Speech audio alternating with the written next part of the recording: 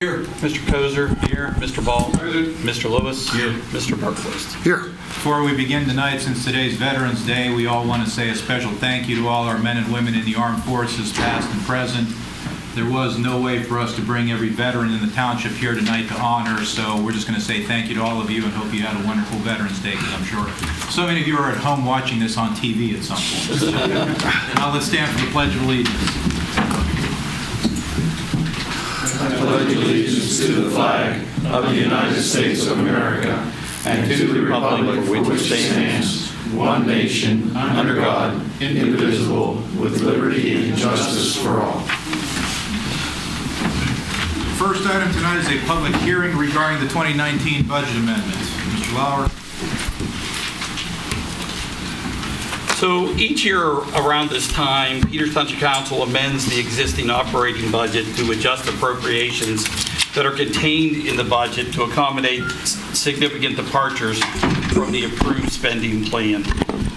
For the most part, what this results in is reallocation of appropriated funds from one program or one budget category to another. So, for instance, within the fire department, you'll see there will be salaries that are appropriated for one program, like suppression, and they'll be reallocated to another program, like vehicle maintenance.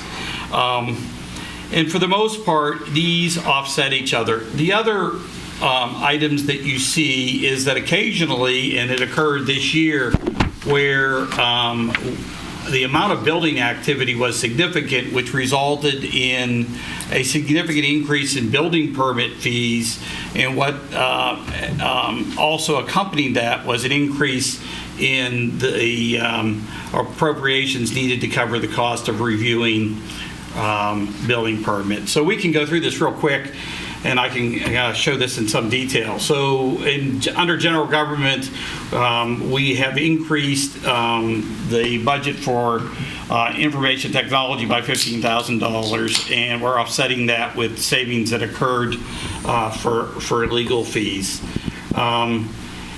In police community relations, and this is in part the SROs and the DARE program, we have acquired an identikit, and we're in essence accommodating that additional expenditure by reducing the amount that was budgeted for capital equipment.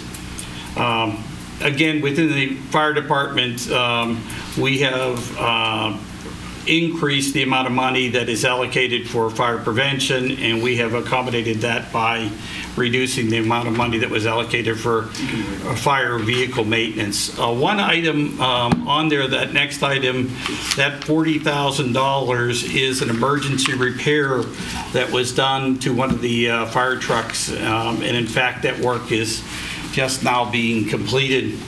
As I had spoken earlier, in terms of building inspections, the appropriations for salaries and wages were increased while we waited for our current building inspector to be certified for ADA reviews. That now has done, and we will no longer require the services of Mr. Muzzy on a part-time basis. In addition to that, because of the number of plans that we had received this year, the amount of money we had paid to the third-party reviewer was increased by $24,000. This item on planning and zoning, this reduction is actually offset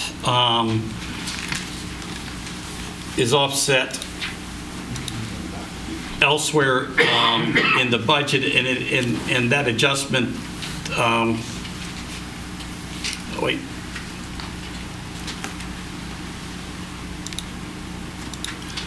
And that adjustment occurs elsewhere.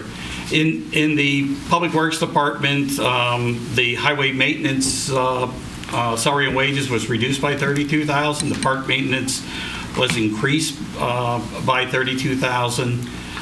In the liquid fuels fund, we actually received more money than what we had anticipated. We used those additional funds as part of the road paving program, and and that reflects that change. What is different in terms of this year's budget amendment from other years is that there were two significant items. One is the purchase of a fire truck. We had anticipated purchasing that fire truck next year. We had borrowed funds with that in mind. We had the opportunity to be able to acquire that truck this year under a demonstrator program, which resulted in a significant savings on the overall cost of the truck. That truck is probably due to arrive at the end of this month, and that $495,000 represents that. The other expenditure, and this actually has now changed as of last Friday, the other major expenditure that wasn't budgeted for was the acquisition of a piece of property for a third fire station. It appears that we're going to have a sales agreement in front of council at the next meeting for approval. The seller of the property prefers not to close on that property this year. So that adjustment for the fire station, what's going to happen is that expenditure is going to get moved into next year's budget, except for the hand money that will be paid.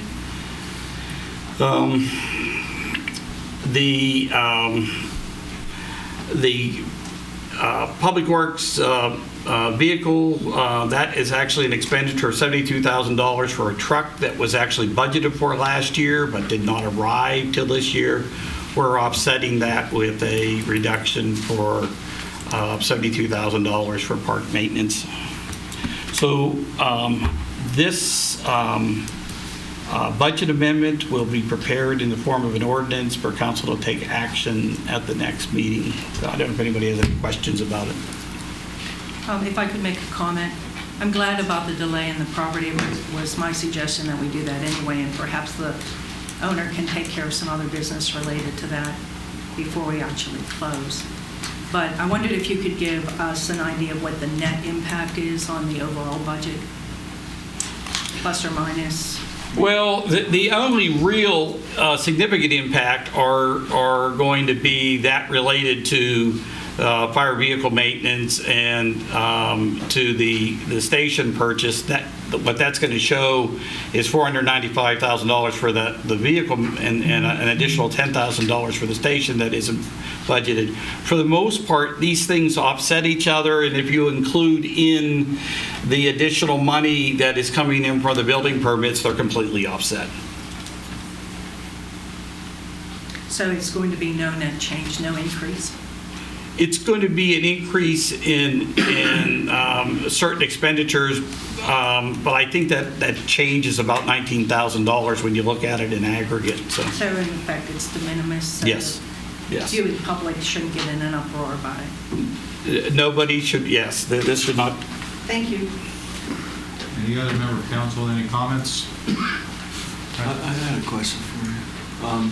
When you say that it's offset about against savings, or that's because we just didn't do that. We didn't go in and cut something.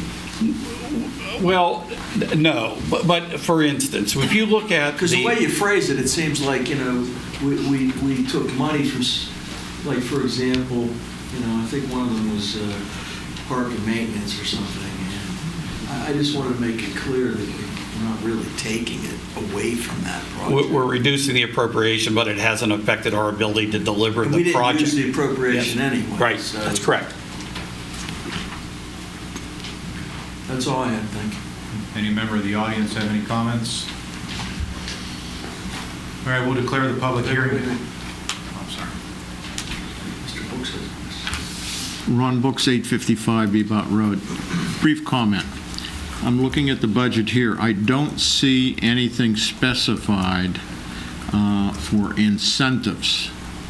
Now, by that I mean, having worked in the healthcare industry for years, I was able to receive incentives for cost cutting. And I'm thinking that the same sort of motivation might work in the public sector as well as it had in the healthcare sector. So I'm wondering, when we look at the budget, if there couldn't be some set-asides, at least in the future, for a program that would help to reward people who are able to manage their departments and reduce overall expenditures. Thank you. Folks, anyone else in the audience have a comment? It's a public hearing. Okay, we'll declare the public hearing closed. Do you need a motion? Move the hearing to close. Second. Motion and second. Any further discussion? All those in favor say aye. Aye. Aye. Opposed say nay.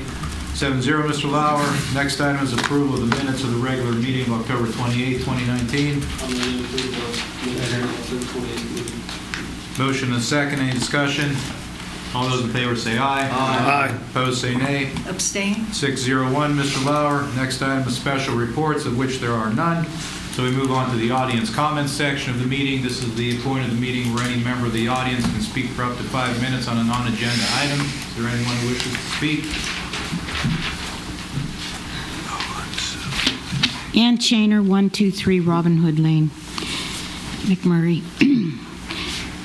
At the polls on Election Day, I had constituents coming up to me asking about it's supposed to be a speed hump, but I think it's a Bronco bump, okay? On Robin Hood Lane? Yes. Yes, we know. It's very big, and I told them I would make comment, okay, about this evening, because can it be fixed? Can you make it smaller? Mark? We actually did make it smaller. Oh, my God. I just came over it tonight, and it's not smaller, I trust think me. there's a lot of, we've been doing these speed humps for like 12 years, and we initially started out with a certain spec. They were like 24 feet long with like a speed table in the middle with a flat top. And the big comment we got on those is they weren't effective enough, so we changed to what's called the Watts-style speed hump. It's more of like a parabola shape, so it's an abrupt up and down. It's no higher than the 24-foot, but it's 12 feet, so it's a lot shorter and more abrupt. So, and I think there were problems with that initial hump. We had Youngblood Paving come out and redo it.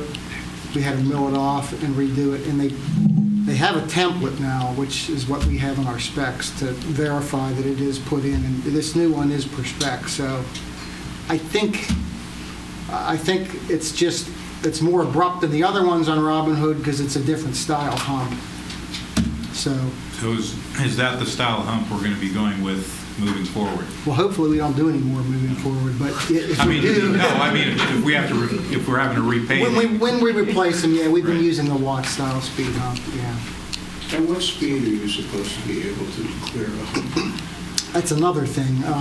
Some of the humps in town have 25-mile-per-hour advisory signs, the yellow signs under the speed hump signs. Some of them have 15s. I think they should all be 15s. I don't think you It should. should be 25. They're 25-mile-an-hour roads. Why should you not be That's able right. to drive over the 25? You can't do that Well, at 24. again, they're advisory speed signs, so you can do whatever you want over them, but I would, if it were my own personal vehicle, I wouldn't want to go 25. Well, I'm just saying, Yeah. I mean, you're allowed to drive 25 miles an hour. Why should you beat up your car because of a stupid speed hump? I think the whole point is that people don't drive 25, and it's supposed to be set up as a deterrent to remind people to check, and if they aren't going 25, to slow down to 25. If you're going 25, you should be able to go over that. Well, hump you without might noticing. argue that, but I think, that's part of the reason for having them. Well, maybe someday our Supreme Court will rule that speed humps are unconstitutional, but until then, I'm not saying I love them, I just think, So is council saying we have to live with this Bronco bump? No. No? Okay. I mean, is there- We can take it out, but I can tell you right now, it's per spec, so. so if we take it out, we can't put it back the way, can we put it back the way it was before, the old style? We can do anything you want. I mean, I know, because I got a bunch of complaints about it when it was first done, then I called you, and I appreciate you had them go out and redo it. We did, yeah. And then I got a few more, I got about 5 more complaints, 3 of which were from my wife, which of course takes, I have precedence. So, I would think. and I drove over it yesterday too. I mean, you literally have to come to a stop. I mean, you No, can't I even. just don't see any reason that speed humps should be an annoyance to our citizens. I really Yeah, don't. well, I mean, If they are, it's not my idea, but, seriously. Well, I wasn't on council when I would whenever say those this, humps I mean, were if, approved. Youngblood came No, out. I'm just saying, I mean, I don't know what the rationale was for putting them there in the first place. There are no deterrents is the problem. Right. That's designed as a deterrent. The speed monitors aren't a deterrent. There's no deterrent. So, Well, maybe we should A save the deterrent money. is not an annoyance to people driving Well, around. maybe we should save the money and just ask the police to enforce things. It's not the same as the other humps. I mean, I have one in front of my house, and it's very small.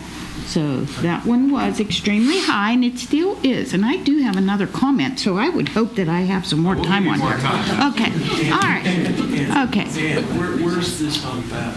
It's on Robin Hood. Down Robin Hood, well, you, from Waterdam, you come up, past my house, you go down past King Richard, and you come up, and there it is, and going up that hill. But if, You know it's the right hump when you put the seat.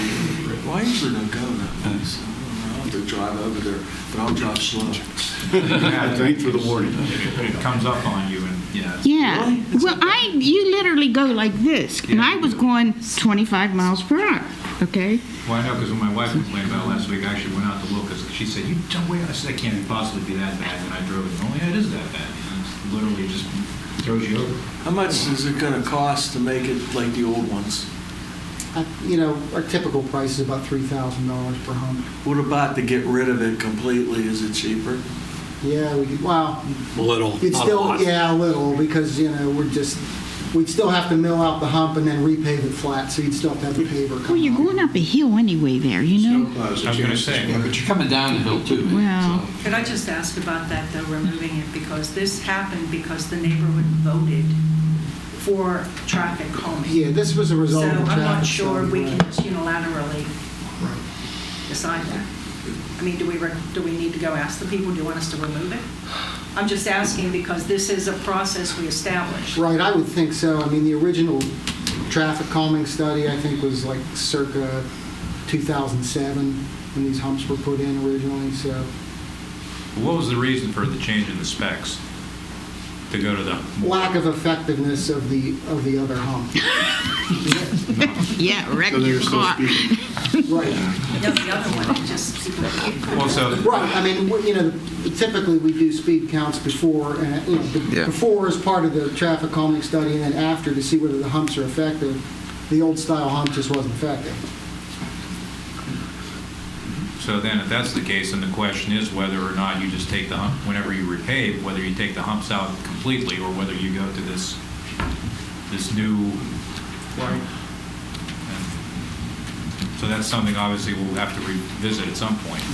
But for the time being, I agree with Ms. Shaner. I mean, you got to come to a complete stop to go with that thing. I'm not arguing that. I'm just asking, is there any reason from a legal perspective, if we've made that decision based on a petition from the residents and an evaluation, is there any other thing we have to do before we say, take it out? I don't think so. Yeah, I don't think, because this is a petition. Now, you might want to pull, I'm not sure back in '07, if we have video or if we have some public hearing minutes as to why. Now, Mark talked about the traffic counts, because I suspect the next round will be people are speeding, and what do we do to calm it down again? So that's The the... protocol back then was probably similar to what it was now. We had the traffic engineer do a proposal for what was out there. It was presented to the residents, and that was what was they adopted. wanted, yeah.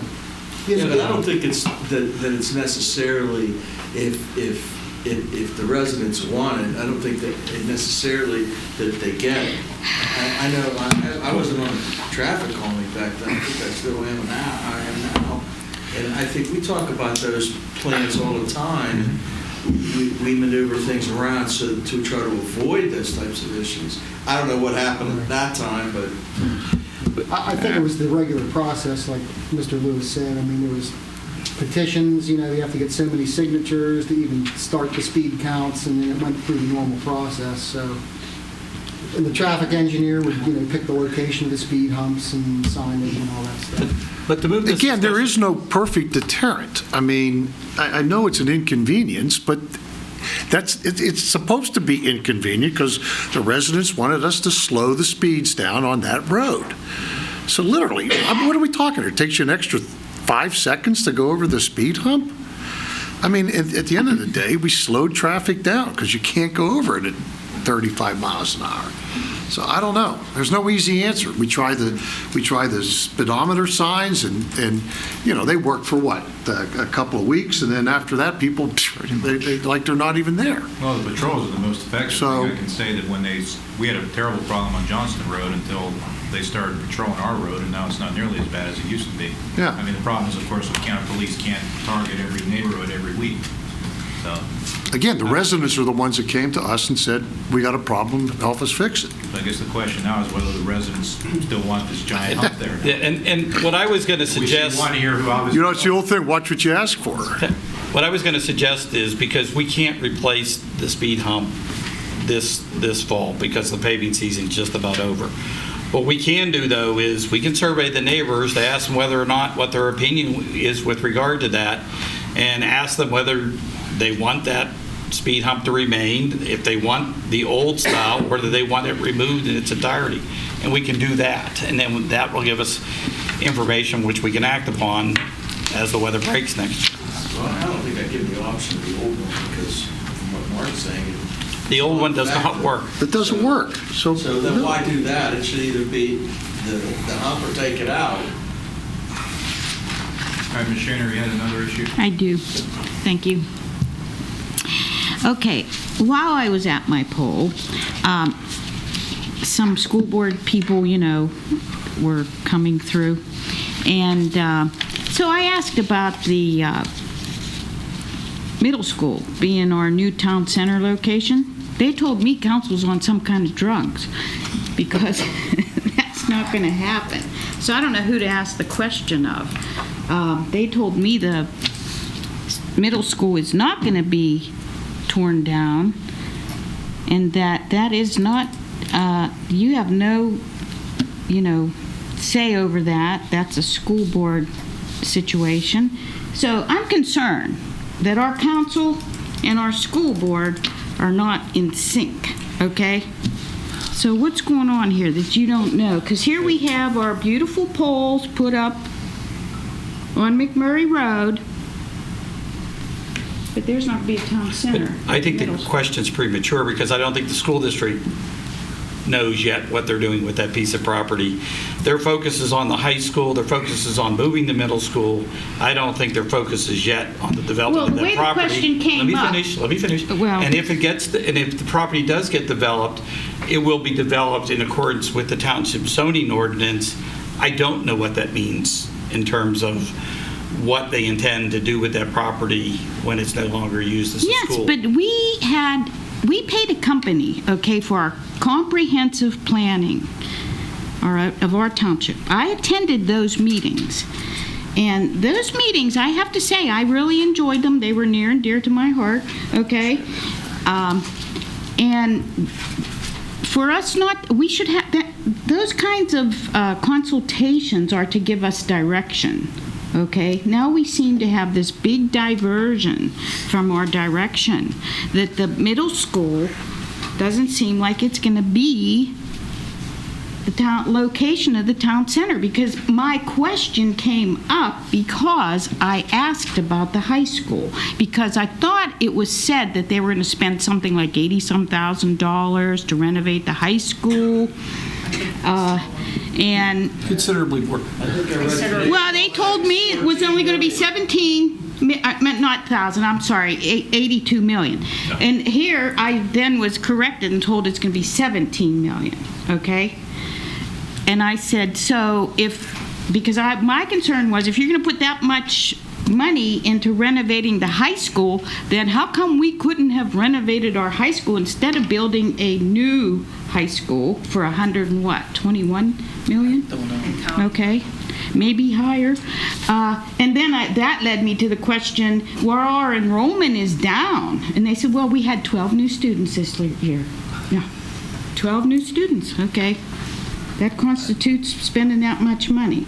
So my concern is, the polls are up. Is that going to be the location of our town center? How many want to put their hand up and say yes? Oh, it's already McMurray Town Center.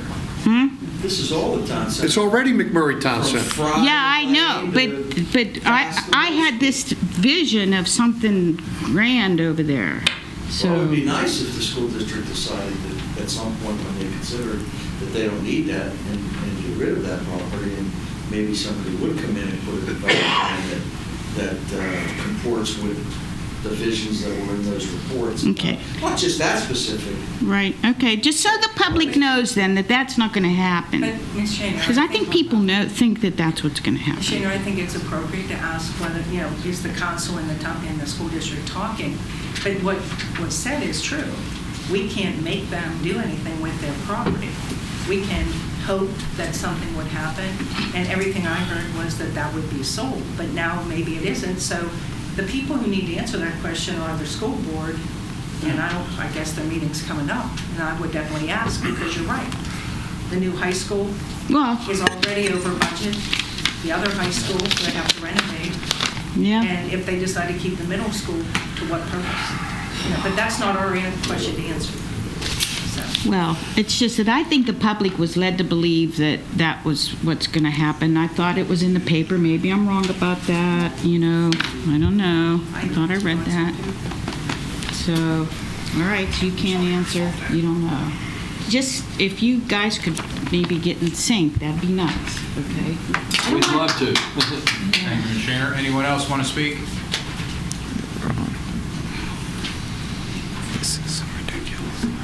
Maureen Jones, 849 East McMurray Road, Venetia, PA, and I'm just here to make a comment on the proposed roundabouts that were in the Almanac last week, particularly the one at the top of Bebout and East McMurray. There's just not enough area unless you're going to do some seizing of property in that particular area to do a roundabout. There's no roundabout at Pardon me? There's no roundabout at Bebout at East McMurray. What will be is a roundabout at the intersection of Valley Brook and Bebout Road.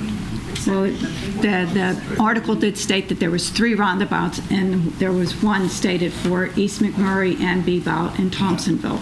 No, we have met with PennDOT over that improvement project, and it involves turning lanes, but not a roundabout at that location. You couldn't do a roundabout at that location because of the way the roads come in. Okay. Well, that was my major concern reading that article, because if you think you have accidents now, with the roundabout, you would have a lot more up there.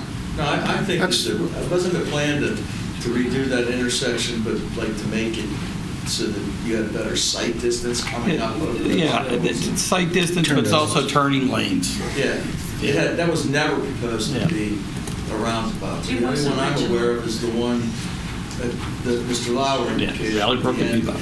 Valley Brook and Bebout. Well, even for that intersection, is there going to be enough room for tractor trailers and large trucks to make that? Because every time I see roundabouts, I see them going over the roundabouts. Well, and roundabouts are designed so that interior turn, if in fact someone doesn't make it, that they go over something that's raised so that you can pass over it.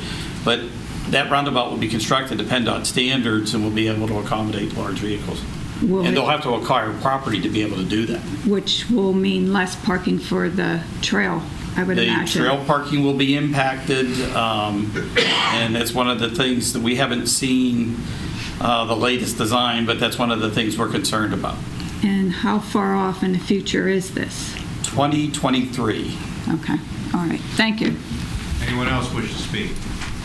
Seeing no one, we'll move on to unfinished business, of which there is none. So we'll move on to new business. First item, Snyder Road right-of-way tree project. Okay. As council's aware, we have over the last few years been attempting to address safety issues related to diseased and dead trees located along township right-of-ways and township-owned properties. And towards that end, we've done projects on Hayes Road, Sugar Camp Road, Turkey Foot Road, LaCullen Road, and Sienna Trail. And what's currently proposed is a project along Snyder Road. Now, to illustrate the need to be able to address these kind of issues, I would just point out that on Halloween, when we had the heavy winds, we had a tree come down on East McMurray Road that was dead, and it landed on a car and damaged that car. And then in addition to that tree was run into by a vehicle who did not see it after it had fallen. So the whole idea behind removing trees that are dead and diseased for safety reason isn't an excuse to go do this work. It's the reason why the work needs to be done. So one of the things that makes Snyder Road particularly challenging is it starts out that you can see from this diagram, this road has many sharp turns on it. The other thing about this road, it is much narrower than just about any other street in town. In a lot of places, it's 16 foot. In some places, it is 17 foot when you add the curb. And over the years, the trees in some sections are right up against the edge of the cartway. I had asked the Public Works Department to go out and locate all of the trees that were in the township's right-of-way. And in doing that, I guess if I would have thought about it more, I would have realized because the cartway is so narrow, our right-of-way actually extends about 8 feet back on either side of that road, and we have no desire to be taking trees from 8 foot back off of the road. What we wanted to do is to kind of meet a PennDOT recognized standard of berms that are about 4 foot. So what I did was to send a letter out to all the residents along the road, and at this point, I think I have met Mr. Herson and I, or by myself, have met with every property owner along the road, and a number of them are here tonight. What we did was to look at all those trees that were within the right-of-way and then try to, based upon standing there, make a determination about which trees need to be removed. There are a lot of dead trees on this road. There are a lot of diseased trees on this road. There are also some trees that simply hang out over top of the road. Based upon those site visits, I think we came to a common understanding about what it is we would like to do and have marked those trees accordingly. One of the things that I promised the residents was, so that there were no inadvertent mistakes, that we would have one of our employees out there when the A&S landscaping would come through to actually remove the trees, to make sure that all we're removing is that which we agreed to. So if council wants, I can show you a video of the road. One of the police cars passed down along it, but I know a number of people have been out there to see the road themselves. And like I say, there are a lot of residents here. So you're just going to go 4 feet on either side? Yeah. And only take out the trees that are up, in terms of healthy trees, only healthy trees that are immediately against the cartway, otherwise they're staying. Are there any trees there that are dead, that are outside of the 4 foot? Yes.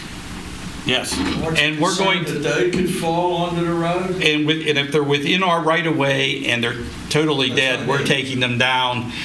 We may be actually, on a couple pieces of property, reaching back to a extended 8 feet because it's right near our right-of-way. I'm going to remove those at the same time.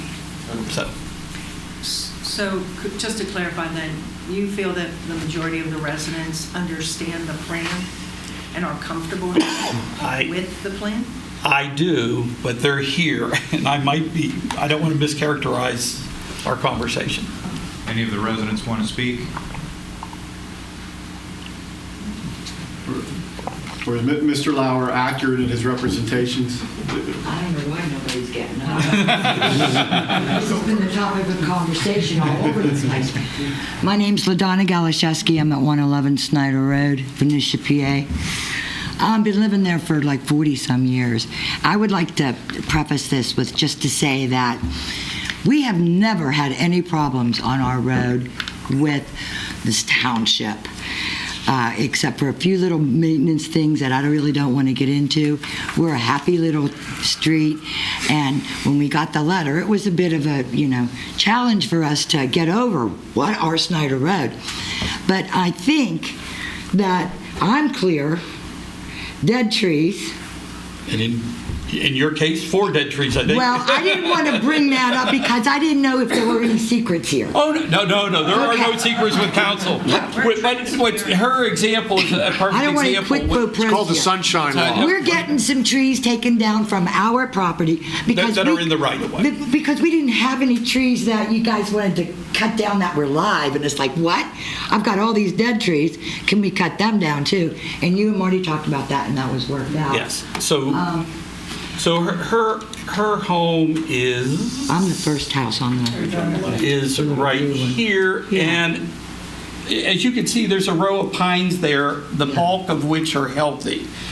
In between those, I believe it's 4 pine trees are dead, and they sit in our right-of-way. We're going to remove those 4 trees. I appreciate that, like you can't believe. So, and then the other trees that are big and alive are staying. The ones that are dead and within that right of way and a little beyond are going. But then the ones that are just little babies that are alive but where they shouldn't be too close to the street are going. Right? Some of them, yes. Some of them. Are there any big ones that are going? There are not, and maybe the residents are better at this than me. No large trees that aren't dead or diseased are going. I think that's a fair statement. Okay, I don't know what else to.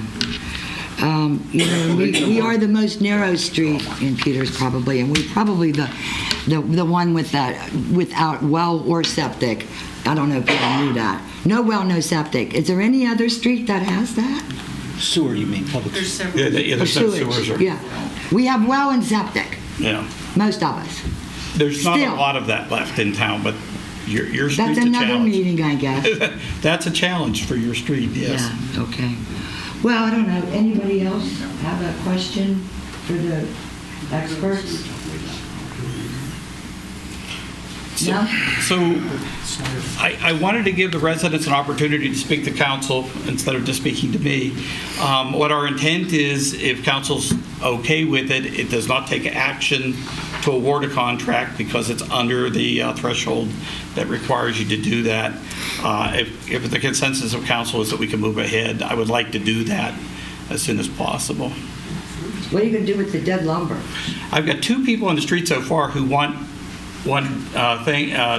firewood, and what I have told them, and I will tell others, is if you want firewood, I would talk to the person doing the tree removal, and I'm sure he'll accommodate that. Taking down dead ash trees, the quality of it for firewood is almost nil.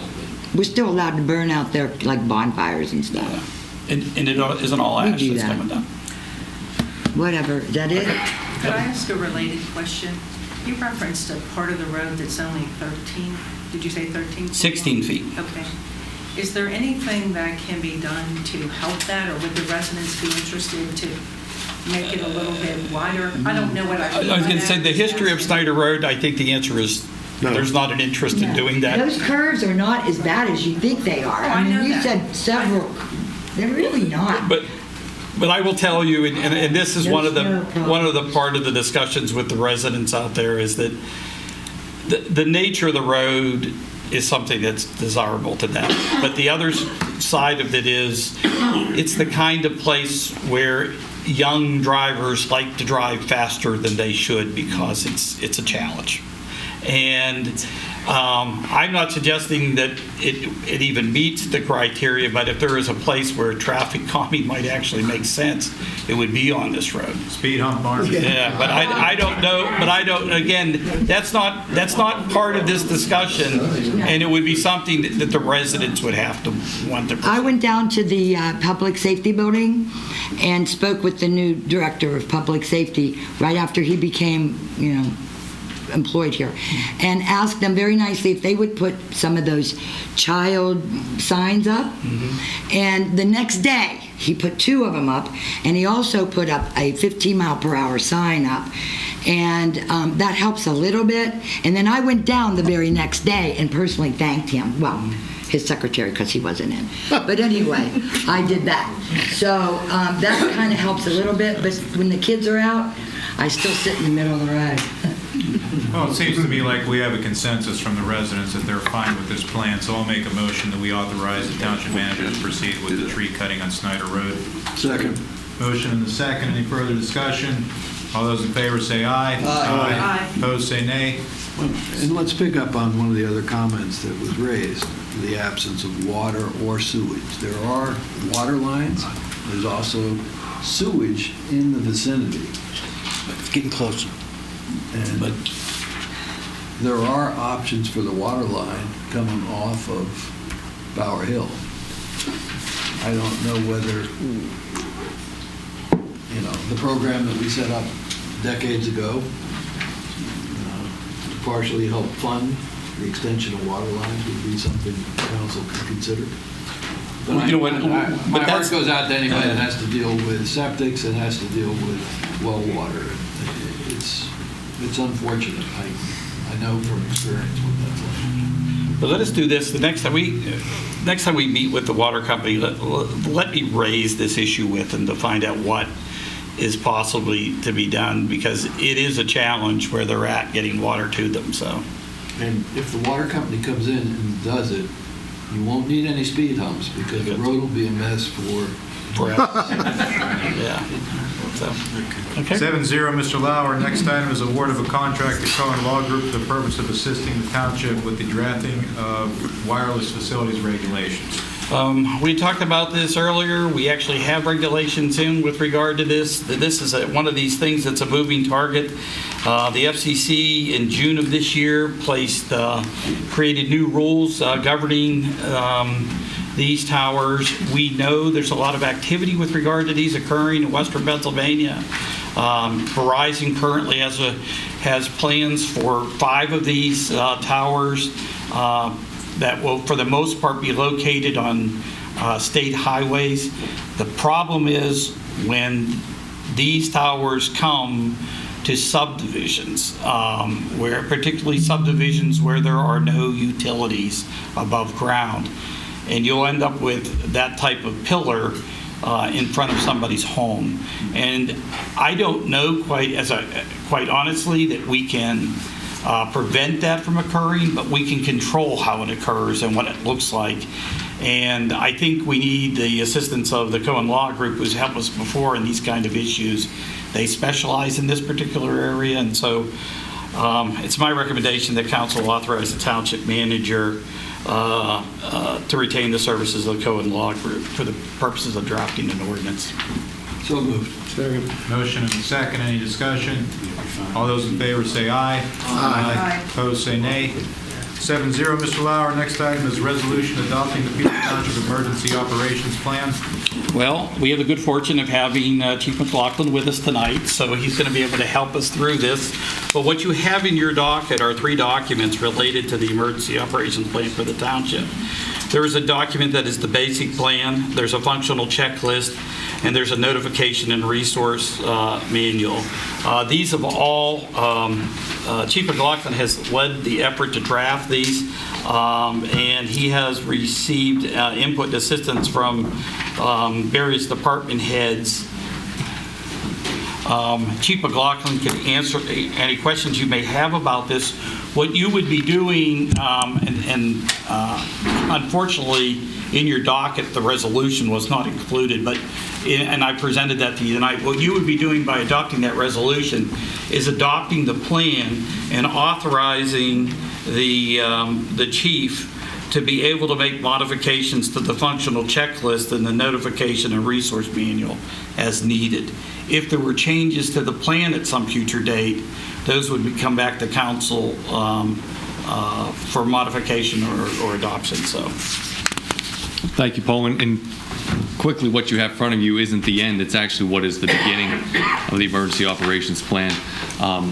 With the functional checklists and the notification and resource manual, things change constantly, whether it be school district contacts, council contacts, new employees back and forth through the township. So this is an ever fluid document which we need to change frequently and evaluate at least biannually. And that will all be subject to our review and approval, correct? Only if we change the plan. But like, basic for plan. instance, one of the items that's included is this resource manual that tells you where to go to get assistance with things. That doesn't need to come back to council. That's an administrative document, and we're going to authorize the fire chief to be able to make that modification. The same thing with that functional checklist. I would like to make a couple comments. First of all, thank you for the work. I am pleased that you are in this position, and I have the utmost confidence that you've investigated and followed all of the federal and local and state regulations to write this up. Thank you. As many of you might not be surprised to know, I have some questions, but I'm not going to belabor all of you with those right now. I kind of expected that we would have an opportunity to have a workshop if we had questions. I didn't expect to get this Thursday night and then be approving it, since we've been talking about it for an extended period of time. So while I'm not completely against it, and I believe that it's probably very well written and looks well written to me, and I understand your argument about, not your argument, your statement that it needs to be updated with whatever frequency is necessary to keep the information fresh. I have a little bit of hesitancy in just approving it immediately without knowing a little bit more about how some of the people are appointed, who's identified by who and in what capacity, what kind of training. And also, we, in our budget for this next year, we didn't talk anything about money to support this. And I'm a little concerned about that. I realize a lot of the training is free through the state, through the NIMS and FEMA, but that's staff time. There could be other resources. I'm not sure I quite understand what the impact's going to be. We definitely need it, and I support that. I'm just not prepared tonight to vote yes. I was looking for a little bit more conversation. Sure, and understandably so. This is a big document, or 3 big documents, and the meat and potatoes of what that document is the basic plan. And the basic plan, I need to follow an outline set forth by FEMA and by PEMA saying this is the format. You can only vary from it so much in so many different parts. The notification and the resource manual are parts that are confidential to only the emergency management, to council, and to everybody. And the reason is because your phone number's in there, and that's not for the general public to know. That's in case I, as the emergency management coordinator, need to report any member of council for any reason at any time. So those are left confidential, but again, things change. As far as training and resources, we've started that process already in working with the police department. We've trained all the sergeants, chief, was it? All the sergeants got to the NIMS ICS 3 and 400 level. Again, the class was free, but you have a good point with administrative time or salaries time for those people to be there. Where that comes from, budgetary is within my own departmental budget.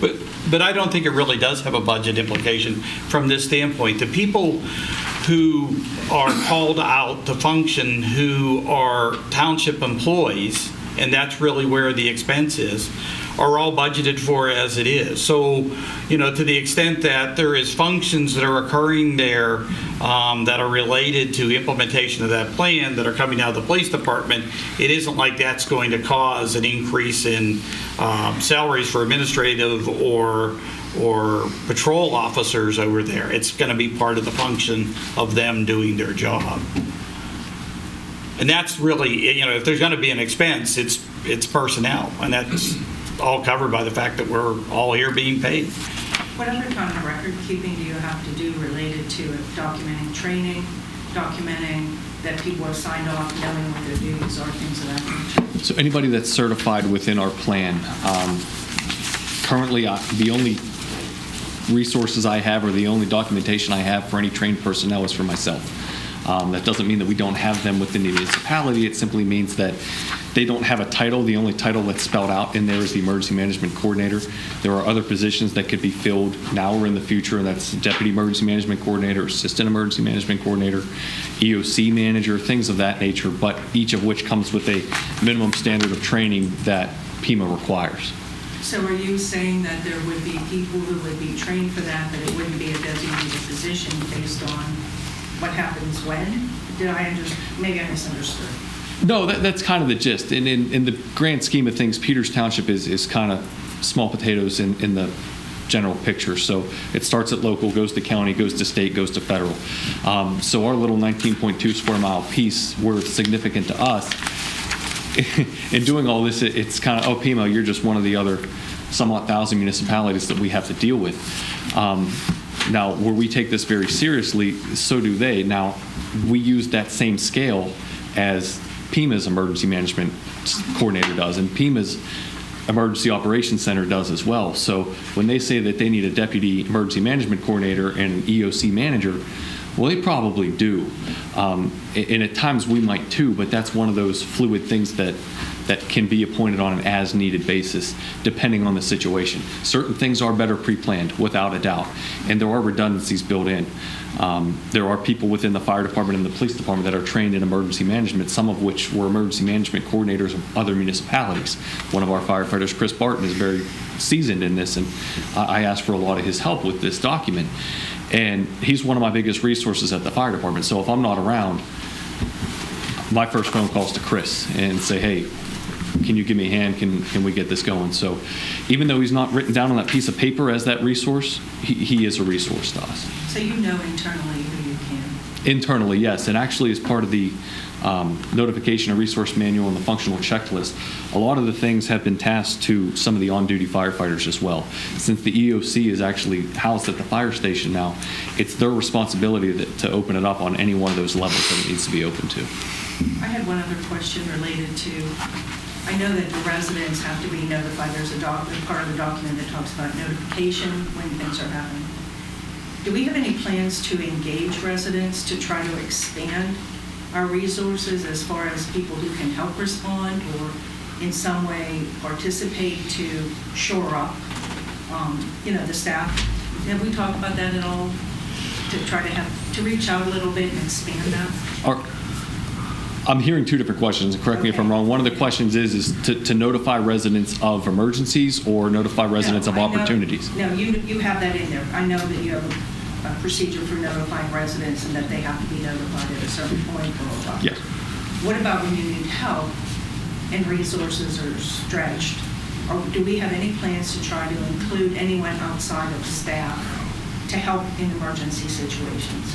And my answer to that would be that resource manual that has been created. It's a starting document, and to the extent, and that's one of the things about Peters Township that is so unique, is that there are valuable resources within the community and people willing to donate their time. We need to be able to identify that and incorporate that as part of that resource manual. But we need to start somewhere, and what I would suggest is, and what I know from having worked with Chief McLaughlin, is that this basic plan is something that is formulated by PEMA and FEMA, and it is a basic plan that if you pulled any plan out for any municipality, it will be in this format because it's the only way it can be and be recognized by the state. So I understand there may be questions, and I understand that we have a need to work with council because, quite frankly, there's a role for council inside of this plan. It's going to be a training and education process, and I think this is the place to start. And as we move along in implementing this, I think it may well need amended. I think it's like most of our policy documents, they're living documents that need to be changed. All right, well, I'll move that we adopt resolution number 11-0119, adopting an emergency operations plan for Peters Township. Motion and a second. Any further discussion? All those in favor say aye. Aye. Opposed, say nay. 7-0, Mr. Lauer. Next item is resolution adopting the Peters Township Police Manual. So as council is aware, we have in the past brought forward to council a number of sections to the police manual, and this complete and comprehensive review of the police manual in part has been driven by our desire to have our police department accredited by the Pennsylvania Chiefs of Police Association. And the good thing about this is that it's caused us, not only the administrative personnel, but the patrol officers, to actually sit down and review each section of the manual. So what you have in front of you tonight is a resolution that adopts the entire manual. And the reason why we're approaching it in that way, rather than to simply adopt these 30-some remaining policies, is that there are policies that may be outstanding that may actually exist but haven't been codified. And what we don't want to do is going forward to discover that something still exists that should have been repealed. So the safest way to do that is a resolution that takes that entire manual and adopt it. So the chief is here tonight. He can go over any of these most recent policies and address those with council. Well, you've explained in prior meetings the goal to gain this chief of police certification. Is this then the end of our effort to that, and then these get presented to that, I don't know if it's a body or it's a committee, and we have to wait for an answer? Or where do we go? Yes, sir.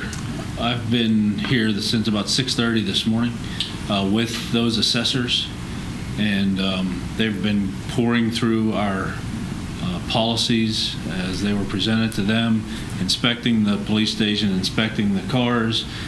Tomorrow they will ride along and meet with 2 different officers, and the 3rd assessor will meet with me to go over the final steps.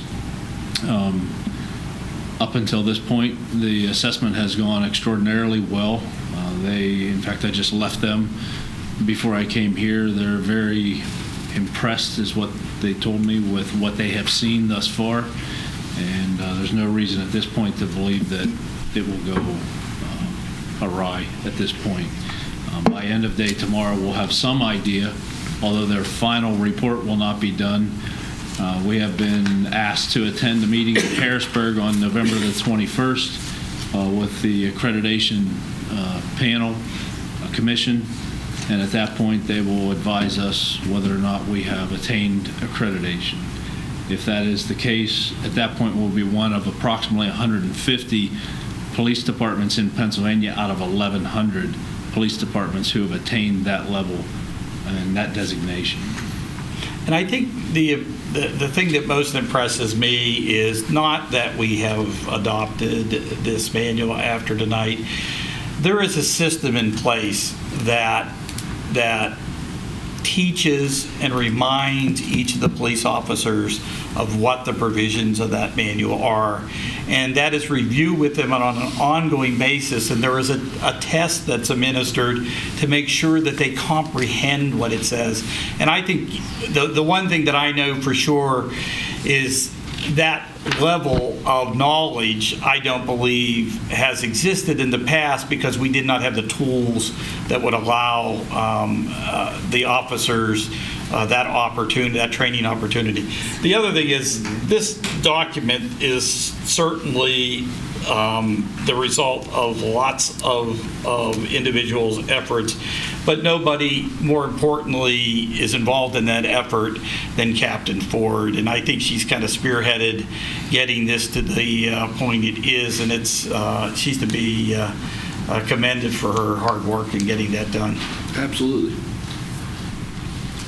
She is a trained assessor, and she does assessments for other police departments. And so that's come in extraordinarily beneficial for us because we knew exactly what to expect. And to put that in perspective, she's the person who spearheaded, when she worked for the city of Pittsburgh, who spearheaded the effort to get the city of Pittsburgh to be an accredited police department. So she certainly hit this running. It would have taken us much longer had she not provided us that insight that she has. Well, and within her role, that captain role is designated for this type of work. And Correct. she's done a nice job. Yes. I did send Chief Grimes some comments, which we don't need to talk about now, just questions for my own edification. But overall, I think that it's a very nice body of work, and I'd like to make a motion that we approve Resolution 110219 to approve the Peters Township Police Policy Manual. Second. Motion and a second. Any discussion? Is that the proper resolution number, the one on the, your It memo is should be. 110319? I thought it was in there. It's 1102. It's 1102. Okay, then this is wrong. A motion and a second. All those in favor say aye. Aye. Opposed, say nay. 7-0, Mr. Lau. Our next item is a resolution amending the Peters Township Personnel Manual by creating and modifying various job descriptions. So one of the things that came out of this effort was we went back and looked at the job descriptions and for a number of the positions inside of the police department. One of the things that council authorized previously was a change in the job description for educational requirements for police officers. We thought it was important to roll that requirement into other positions so that, in fact, if we hired a police officer, they would have the opportunity to be a corporal or a sergeant or a detective within the department. The other thing was when we created the position of corporal, it replaced what was a practice of having an officer in charge. And there really wasn't a corporal's position, or for that matter, an officer's in charge position. And so what this does is it creates that position and establishes, as far as I'm concerned, two key roles for the position. It tells the corporal that he is a police officer and acts as a police officer when he is working for us. But it also says that in the absence of the sergeant, that he assumes the duties of the sergeant. And that essentially is what differentiates that position from the position of police officer. And it's going to be my recommendation that we adopt Resolution 1103, modifying the job descriptions for police officer, corporal, sergeant, and detective. Move we adopt resolution 110319. I'll second. Motion and a second. Any further discussion? Yeah, I noticed in these resolutions, the now therefore clause, I just looked at the last one we did. I mean, that doesn't read right. I mean, it says, be it resolved that the council of Peters Township shall repeal. Shouldn't it just say, be it resolved that resolution such and such entitled this is hereby repealed and, this certain thing is adopted? I mean, that doesn't read right. Be it resolved that the council of Peters Township shall repeal. Well, we're not repealing anything. We're just saying that's what's going to happen. Yeah, I would agree with you. That so, is, I mean, yes. I think both of those need to be changed to just say we're repealing this and enacting this, or we're enacting this. Yes, because I would agree. I would agree.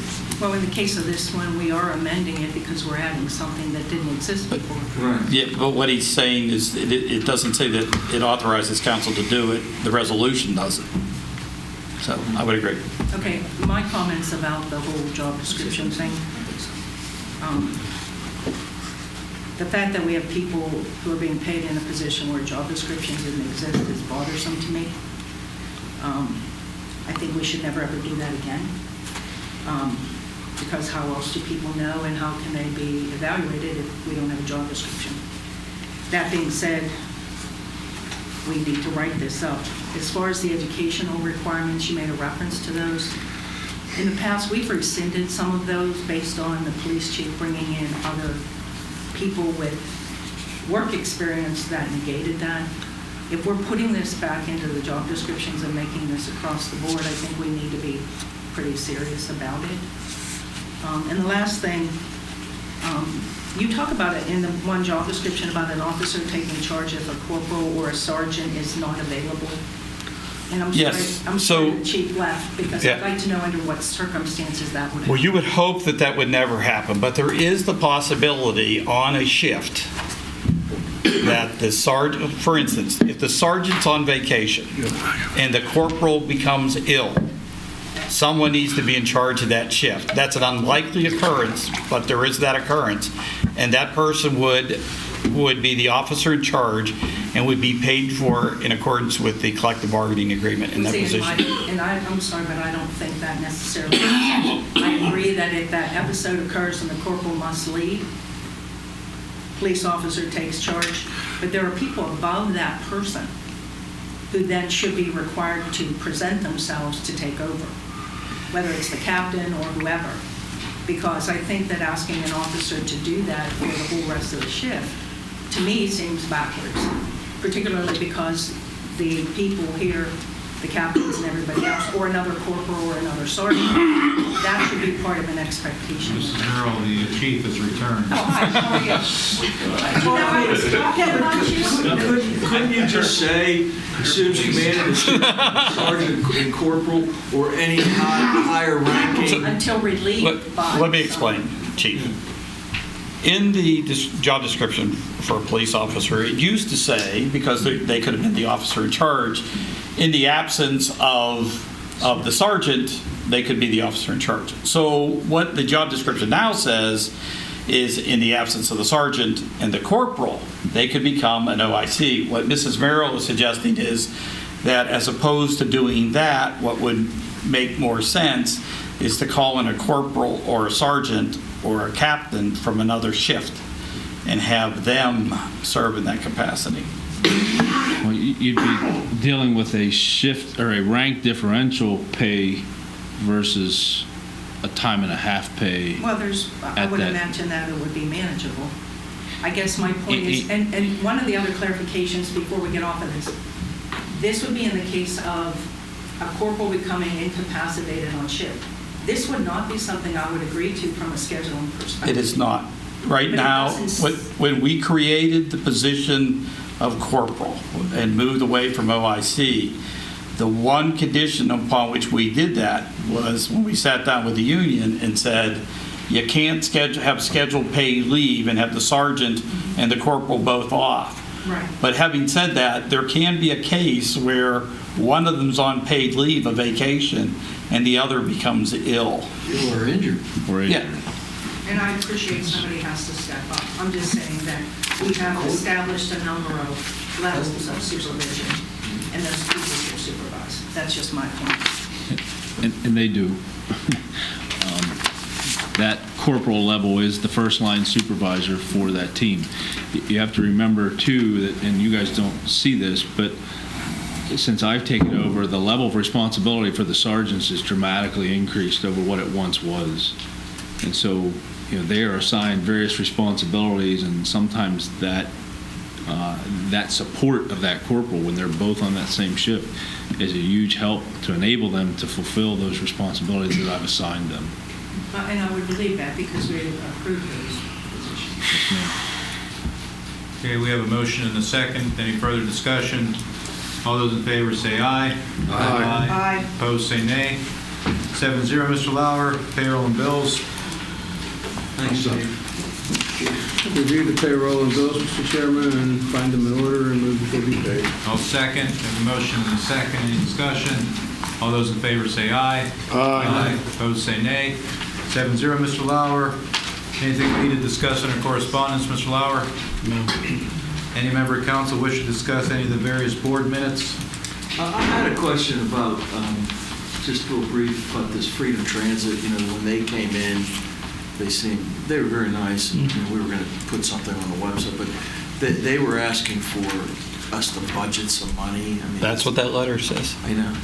Are we doing that, or? Only if council directs me to, because I have not done that yet. Can I do this? Are you going to bring it up at another time? Well, we have a meeting on Monday, a workshop meeting. Part of that is to talk about things that impact the budget. One of the things in their letter they make reference to is that there are other municipalities that have made a contribution. Let me find out what that contribution Well, that's is. what I was going to say. Let me find out what that is. I think it's a worthwhile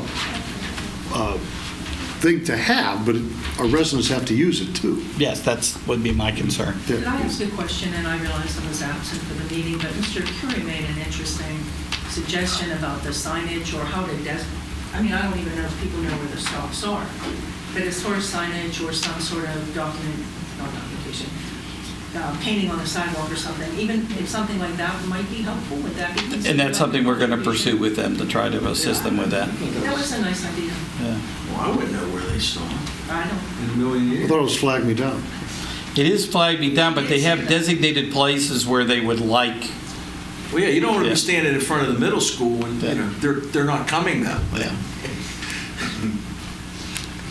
Well, even the representatives that were here, when I asked what corner on 19th and McMurray should somebody stand, Yeah, they weren't didn't know very the helpful. answers. I did have a question about something. And quite frankly, I think they would do better to pass through our parking lot True. than to, Yeah. Stop out on the main road. yeah. On another set of the I don't minute. know, I don't want Oh, I'm people sorry. parking their cars there while they're going to the casino. And They came through Robinwood, that bus did. So they come on back roads too. I don't know how that happens. but- I mean, I could have flagged them down, maybe, on ride. On Robinwood. That's what, I think you need to know that. Yes, Mrs. Merrill. I had one question about the Park and Rec minutes. In the body of the minutes, they talked about setting fees, and one of the things they decided to set fees for was something we actually voted on, and it was the WPIL cost per game. And earlier this year, we had a conversation about this, and not everybody was in favor of that. So I guess my thought is this recommendation, these are going to be coming to council, I presume, because the board decided that. Yeah, they don't have the ability to set Right. fees. Okay. One of the things that we wanted to do, because we have not looked at our fee structure and across the board, you know, the fees that are inside the planning department, the fees at the rec department, we're going to try to look at that comprehensively and as part of the budget approval process to make a recommendation to council with regard to whether or not fees need to be reset. Well, in the past, I've had some emails from people other sports associations who object to the way the whole, and so that's why I wanted to make sure we were going to have further review of that. Yep. But we don't set the fees for the associations themselves. No, how they're charged for Oh, use okay. of township Okay. Yes. facilities. No problem. Excuse me, I didn't clarify. Okay, no problem. Thank you. Okay, moving on to miscellaneous. Status of demolition at 214 Valley Brook. Well, we have a pre-construction meeting scheduled for Thursday. Mr. Smith has informed us that Mr. Courtney has proceeded to court to seek an injunction. That's going to be argued tomorrow morning. So, In front of whom? Judge Emery. okay. Okay, next, Veterans Memorial. It's part of the work on the plaza. One of the things we're going to be doing is replacing the Veterans Memorial. As you know, it's a brick wall out there, and it is cracked. And what we intend to do is replace it with a granite slab that would take in that central bronze plaque would be on it, and then there would be a separate column with the individuals who are either died or are missing in action. Are you sure we have them all? We have all of the ones that have been on that wall for years. So I do believe we do. If there are more, there will be space, and hopefully we never have cause to use it. Set public hearing for set conditional use hearing for an office warehouse development at 430 Venetia Road. Yes. This is for a office warehouse development located near the intersection of Bower Hill and Venetia Road. We're suggesting that the date be set for January 27th, 2020. To be able to do that, it's going to require an extension by the applicant. He has verbally indicated that he's willing to do this, and we're hoping to be able to attain that within the next 2 weeks in writing. So unless...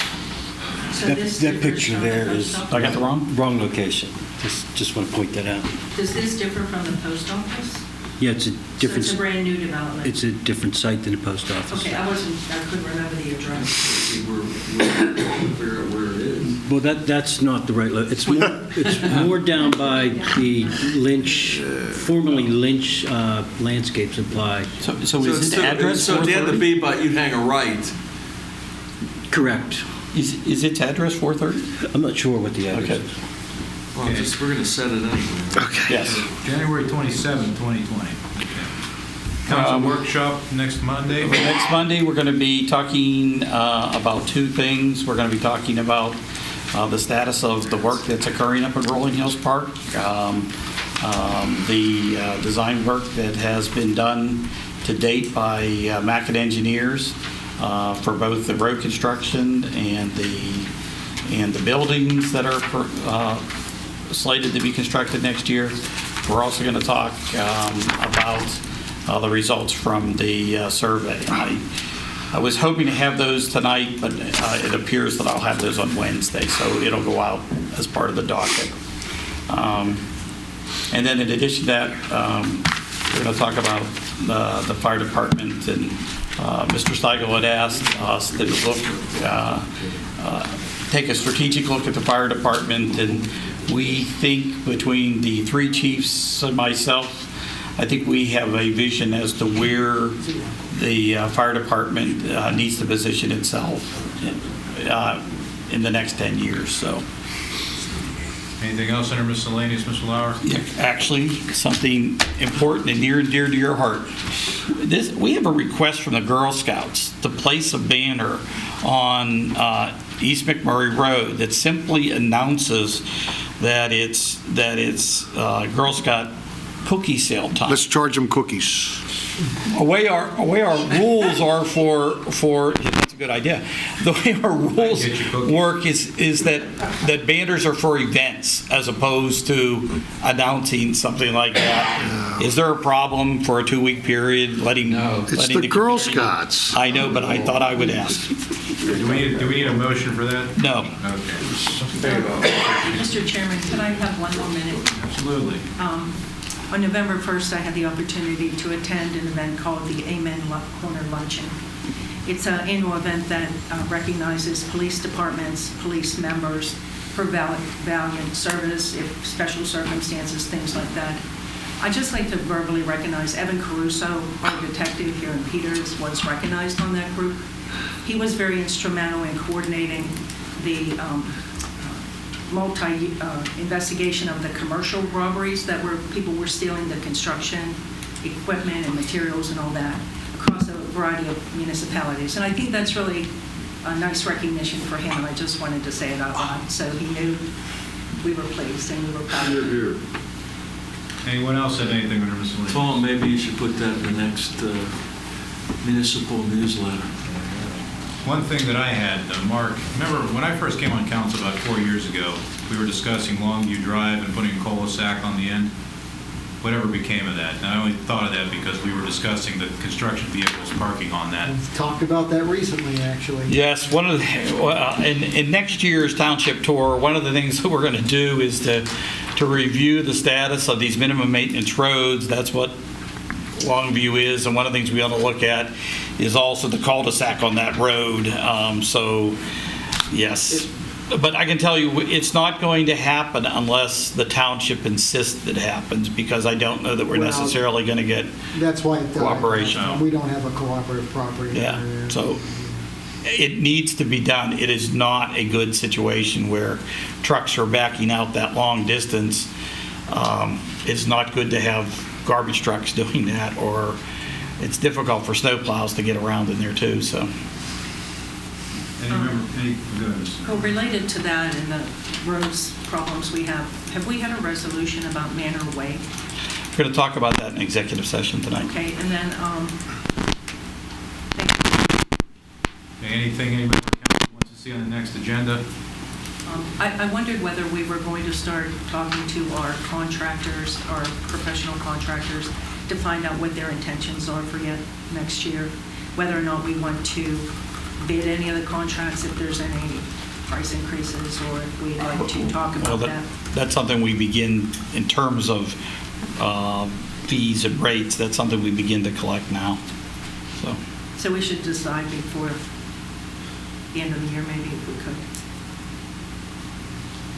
Anybody else have anything for the good of the order? All right, well, good luck to our high school football team on Friday night in the semifinals. Meeting adjourned.